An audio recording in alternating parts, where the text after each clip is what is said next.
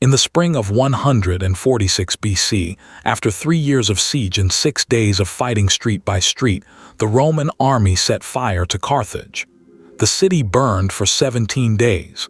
When the flames went out, the Senate ordered what was left pulled down.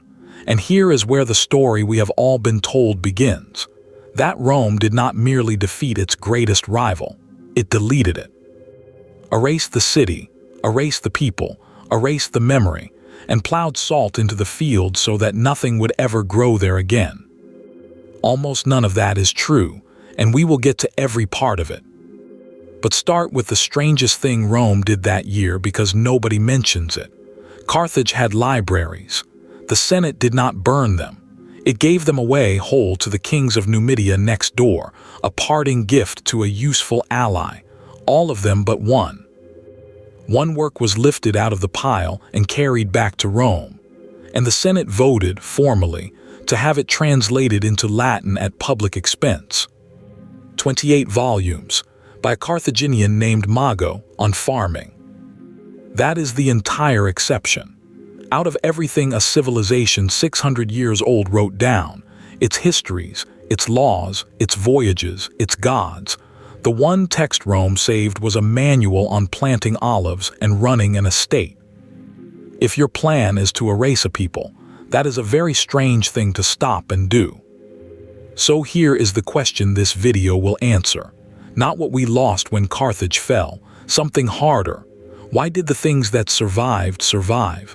Answer that and you can work backwards. And the answer has almost nothing to do with fire. We are going to do something unusual with this story, so let me be plain about the method. Carthage is the textbook case of history written by the winner. Every surviving account was composed by a Greek or a Roman, several by men who wanted it dead. The usual response is a shrug. We cannot really know. The sources are poisoned. The truth burned with the city. That is lazy and it is wrong. A hostile witness is not a useless witness. He is a witness with a known bias, the most useful kind there is. When an enemy preserves something that does him no good at all, that thing is evidence of a very high grade, higher than anything a friendly source could hand you. Flattery smooths. Contempt copies word for word because it does not think the words are worth correcting. Rome left us a filter. Everything Punic that reached us came through it. And a filter is not a wall. It is an instrument if you know how to read it backwards. So we begin where this story is supposed to end. With a city that was, we are told, wiped off the face of the earth. Give the erasure story the simplest test there is. If Rome removed Carthage from the world, the site should be empty, and it should stay empty. It did not stay empty for 25 years. In 122 BC, the Roman politician Gaius Gracchus carried a law to plant a colony on the ruins, settling poor citizens on the best farmland in the western Mediterranean. The scheme collapsed, for reasons inside Roman politics, not anything in Africa. Look at the attempt. Within a single lifetime of the burning, the Roman state was trying to put Romans back on that exact ground. Because the ground was always the point. The plain behind the city and Cape Bon beside it is some of the finest wheat and olive country on the whole sea. Rome had not destroyed a cursed place. Rome had taken possession of an estate. The second attempt held. In 44 BC, Julius Caesar drew up plans to refound the city as a colony for veterans and the landless. He was murdered first, and Augustus completed it, sending about 3,000 settlers in 29 BC. Within a few years, the new Carthage was capital of the province of Africa. Within 2 centuries, it was the second city of the Latin West. The place Rome supposedly erased became the second most important city Rome had. Now widen it, because the city is only the first thing that fails to disappear. Utica sat 30 kilometers up the coast, Phoenician, older than Carthage, and in 149 BC it changed sides before the fighting started.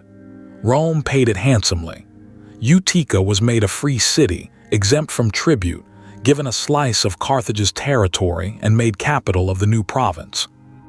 So the Punic city that came through the war best was the one that defected.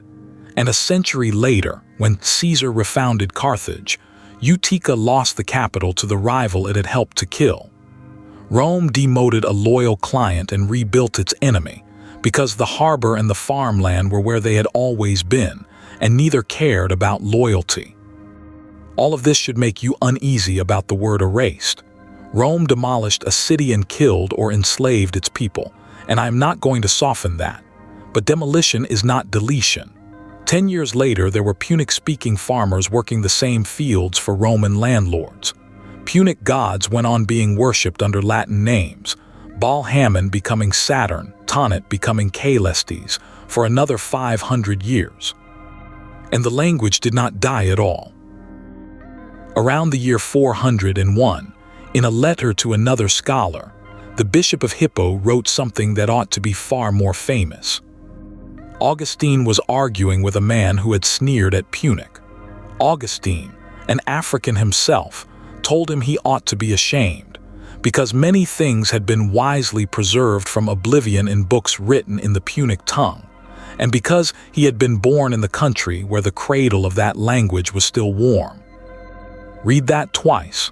This is 550 years after the supposed erasure. Books in Punic still existed. An educated man still thought them worth defending. Elsewhere, Augustine mentions, almost in passing, what happens if you ask the country people around Hippo what they are.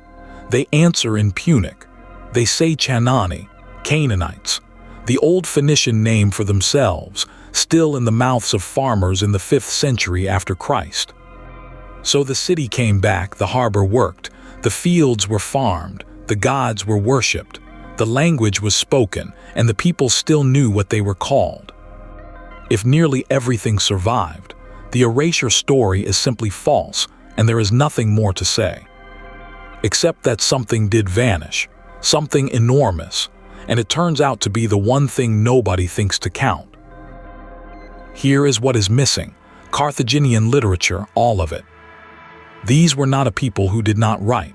Carthage was a literate state with archives, treaties, court records, and a priesthood keeping accounts. Its captains sailed down the Atlantic coast of Africa and wrote up the voyages. It had chroniclers. It had law. 6 centuries of a wealthy, bureaucratic, seafaring civilization filling shelves. From all of that in the original language, we have essentially nothing. Not a damaged history, not a fragmentary chronicle, nothing. What we have instead is a strange little heap of leftovers. The voyage of Hanno down the African coast survives, but only in Greek translation, kept alive by Greeks who found it interesting. Thousands of short inscriptions on stone, because stone needs no copyist, and Mago on agriculture in pieces in Latin. That is the inheritance of 600 years. So the question sharpens. A city rebuilt, a people who stayed, a language spoken for another 5 centuries, and a literature so completely gone that we cannot name a single Carthaginian historian. Fire does not explain that. Fire destroys copies. It does not destroy books. To see what happened, go back to that Senate decree and read it not as a story, but as a document. Pliny the Elder records the decision, and it is worth taking slowly because it is not written as drama. It is written as administration. Carthage falls. The libraries are in Roman hands. The Senate does not debate destroying them. It gives them away to the kings of Numidia, the allies whose cavalry helped win the war. A gift of books to a client ruler. That is item 1. Item 2. One work is exempted. Mago, 28 volumes on agriculture, removed from the transfer and brought to Rome. Item 3. The Senate orders a full Latin translation, appoints a man to do it, and pays for the work out of public funds. Item 4, which happens outside the decree. A condensed Greek edition is produced by a scholar named Cassius Dionysius, because there is a market. That is the whole record. No curse, no ceremony, no salt. 4 administrative decisions about the disposal of an asset, taken by men who had just demolished a city and were working out what was worth keeping. And notice the shape of the judgment. Histories given away, laws given away, voyages given away, farming kept, translated, funded. Now the part that changes how you see everything else. Ancient books did not survive by being stored. They survived by being copied. Papyrus rots within a couple of centuries, and a text stayed alive only because, generation after generation, somebody thought it worth copying out by hand. Every book that reaches us passed that test dozens of times. Every book that does not reach us failed at once. So the death of a literature does not look like a fire. It looks like nothing at all. It looks like a scribe deciding what to spend the month on. Nobody gives an order. Nobody notices. There is no date to put on it. Mago lived because Roman landowners wanted better yields. Demand, so copies, and he was quoted for centuries by Varro, by Columella, by Pliny himself. The Punic histories went to a Numidian court where, within a generation or two, nobody had a reason to reproduce them. They did not burn. They stopped. The surviving Carthage is not a random sample of the real one. It is an inventory, a list of what one buyer thought worth taking, drawn up by the buyer. And we have been reading that list for 2,000 years as though it were the estate. Which raises a possibility. If it is an inventory, it can be read against the buyer. Here is the rule the rest of this video runs on. When a source preserves something that damages its own case, that thing is far stronger evidence than anything it asserts on purpose. Lawyers call it a statement against interest. A friendly witness gives you what he wants you to believe. A hostile witness who hands you something useful by accident had no motive to invent it. Apply that to Mago. Rome had every reason to present Carthaginians as decadent, cruel, and treacherous merchants. That is the standing caricature, repeated for centuries. What Rome had no reason to do was pay a Carthaginian to teach Roman gentlemen their business. That is exactly what the Senate did, and the result was not a curiosity. Mago became foundational. Columella, writing the great Roman handbook of agriculture 2 centuries later, calls him the father of the subject. Roman writers quote him, argue with him, correct him, treat him as the authority to measure against. You could not get that from a friendly source. A friendly source would have told us the Carthaginians farmed well, and we would have had no way to weigh it. Here the enemy pays cash. That is not an opinion. It is a measurement. The second reading is stranger and funnier. It comes from a comedy. Early in the 2nd century BC, between the wars, the Roman playwright Plautus staged a farce called Punic, the Little Carthaginian. Its comic figure is Hanno, a Punic merchant who walks on stage and delivers his opening speech in Punic. Not a joke language. Actual Punic, written out in Latin letters, about 10 lines of it, followed by a Latin version so the audience can follow. Think about what that means. The longest continuous passage of the Carthaginian language surviving anywhere in transmitted literature reaches us inside a Roman comedy. As the accent of a man the audience is invited to laugh at. And it survives precisely because it was a joke. Nobody in the copying chain understood a word, so nobody smoothed it, corrected it, or improved it into sense. It came down as pure sound. That same ignorance also wrecked it. The manuscripts carry 2 versions, and the older was already corrupt in antiquity, so garbled that a later scholar seems to have written a fresh attempt beside it. Contempt preserved the words. Incomprehension damaged them. Neither had anything to do with Rome's intentions. Now the hardest case, because it is the one everybody quotes. When Carthage fell, the historian Polybius was standing next to the Roman general. He was Greek, a hostage who had become tutor, friend, and client of Scipio Aemilianus. In his account, Scipio watches the city burn, weeps, quotes Homer on the fall of Troy, and says that one day the same will come to Rome. Look at the structure of that. An eyewitness, yes, but a dependent writing a scene whose function is to show his patron noble at the moment of his greatest cruelty, and in which the author appears as the man the general confides in. And we have it only because Appian copied it 3 centuries later. Appian is not a second witness. He is a channel. The tears may be real. What we can verify is that a client wrote them down, and later Romans kept finding them worth repeating. Which brings us to the place where this instrument stops working, and I would rather say so. Outside Carthage lies a walled enclosure archaeologists call the Tophet. It holds thousands of urns containing the cremated remains of very young infants, along with young animals, under stone markers dedicated to Baal Hammon and Tanit. Greek and Roman writers stated plainly what they believed it was, and Christian writers repeated it with enthusiasm. Carthaginians, they said, sacrificed their children.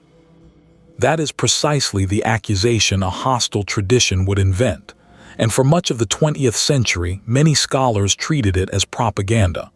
But the material is real, and the argument about it is live right now. One group of specialists, working from the skeletal remains, argues that the age distribution matches ordinary mortality around the time of birth, which would make the site a cemetery for infants who died naturally. Another group, correcting for how bone shrinks when burned, argues that the ages cluster in a pattern natural mortality does not produce. That exchange ran through the journal Antiquity, and it is not settled. I have no reading to give you. The hostile source cannot be inverted here because the physical evidence does not answer it either way. An instrument that always produces an answer is not an instrument. It is a story. So let us take it somewhere it does work, to the war itself. The Third Punic War is usually told as the last act of a long rivalry. 2 great powers, one sea, inevitable. That framing is wrong and the paperwork proves it. Go back to 201 BC and the treaty that ended the previous war, the one Hannibal lost. Carthage was stripped of its fleet and its overseas territory, and required to pay Rome 10,000 talents of silver over 50 years. It was forbidden to make war outside Africa at all, and forbidden to make war inside Africa without Rome's permission. Read that last clause again, because everything turns on it. Carthage was not allowed to defend itself without asking. Now the detail that gives the game away. In 191 BC, 10 years in, Carthage offered to pay the entire remaining indemnity at once, in a single sum. It had the money. The recovery had been that fast. Rome refused. If the indemnity had been about money, Rome would have taken it. The payments were not a debt. They were a collar. 50 years of installments is 50 years of a foreign power arriving to collect, and settling early would have ended that. So the collar stayed on by choice for another 40 years. Then the trap closes, and it closes legally. On the border sat Massinissa, king of Numidia, Rome's ally, whose cavalry had decided the last war and whose family would shortly receive those libraries. For half a century, he took Carthaginian territory piece by piece. Carthage did what the treaty required and complained to Rome. Rome sent commissions, heard both sides, and ruled for Massinissa. You can see the machine from here. A state that may not defend itself, beside a neighbor who may rob it, with the referee owning the neighbor. In 150 BC, Carthage finally broke. It raised an army, fought Massinissa without Roman permission, and lost badly. Militarily, that was a disaster. Legally, it was worse. Carthage had violated the treaty in the plainest possible way, and Rome now had a lawful cause for war. Which answers the question people always ask about 149. Was Carthage a threat? It had no navy worth the name. It had just been beaten by a neighboring king. Its wealth was in wheat and oil, not weapons. It was not a threat, it was a defendant. What Rome did next is the clearest evidence of intent in the whole affair. Carthage surrendered before the war began. Rome demanded 300 children of the ruling families as hostages and received them. Rome demanded every weapon and war machine in the city and received those too. Carthage disarmed itself completely on the promise of peace. Only then came the final condition. The people of Carthage were to abandon their city and rebuild at least 10 miles from the sea. For a state whose entire existence was maritime trade, that is not a peace term. It is an order to stop being Carthage. And it arrived after the hostages and the weapons were in Roman hands, which tells you it was never meant to be accepted. It was meant to be refused, so a defenseless city could be stormed with the forms observed. You will have heard that Cato the Elder ended every speech with Carthage must be destroyed. He said something like it. Plutarch, Pliny, and Florus all report the sentiment, though all wrote at least 2 centuries later, and no two in the same words. The famous Latin sentence everybody quotes was assembled by scholars in the 17 and 1800s.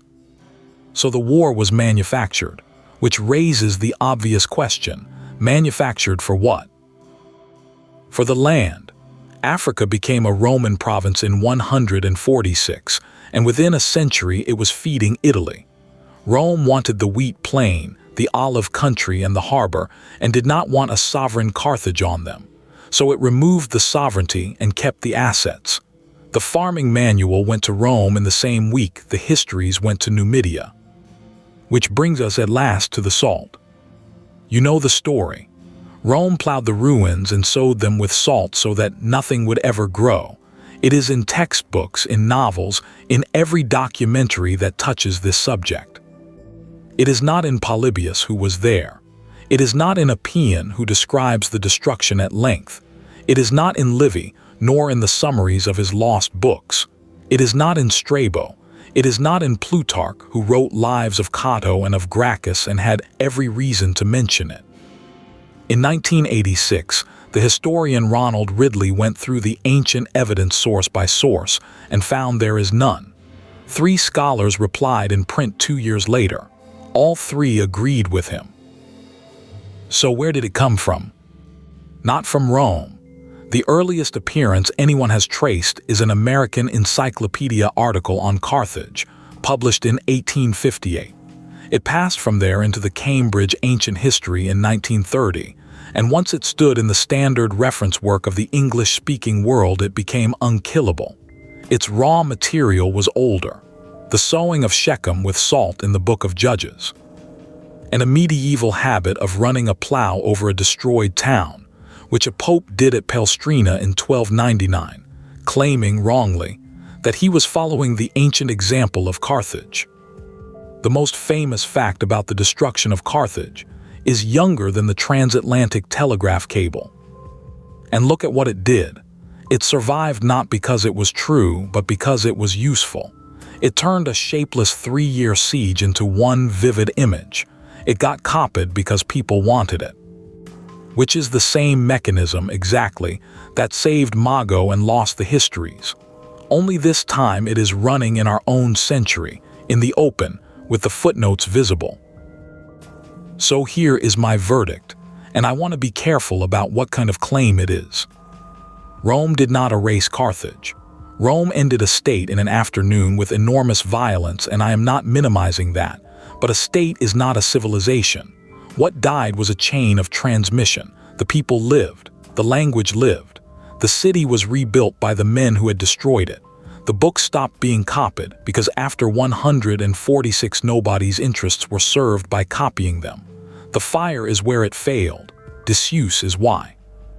Those are different questions, and confusing them is the oldest error in this subject. There are 2 serious objections, and both deserve names. Richard Miles has argued that this understates deliberate malice. The destruction was unprecedented in its thoroughness, and Rome consciously built Carthage into an anti-Rome, a monster it needed in order to explain itself. I accept all of that. Rome's intent was real, and it was ugly. But intent is not mechanism. A Roman curse did not reach the 5th century after Christ. Roman landowners wanting a better olive yield did. The deliberate act killed a government in a single afternoon. The undeliberate one took 300 years and did far more damage. The second objection looks fatal and turns out to be the strongest version of my own case. Josephine Quinn has argued that there was never a self-conscious Carthaginian or Phoenician people at all. The category, she says, was built by outsiders, by Greeks, by Romans, and later by modern nationalists hunting for ancestors. Carthage saw itself as a city, not as the capital of a nation. If she is right, you cannot mourn a lost civilization because there was never a single thing there to lose. That should demolish everything I have told you. Instead, run it through the filter and see where it lands. If even the outline was drawn by the enemy, then the filter did not merely choose what survived. It shaped what we believe was lost. The silhouette, the borders, the very idea that there was one Carthaginian people with one story that ended in 146, all of that is Roman work. Quinn is not refuting the argument. She is taking it one level further down than I did. We are not grieving a civilization. We are grieving a shape that Rome cut out for us, and we have been filling it in ever since. We were never told a lie about Carthage. We were handed an inventory, and we read it as an elegy.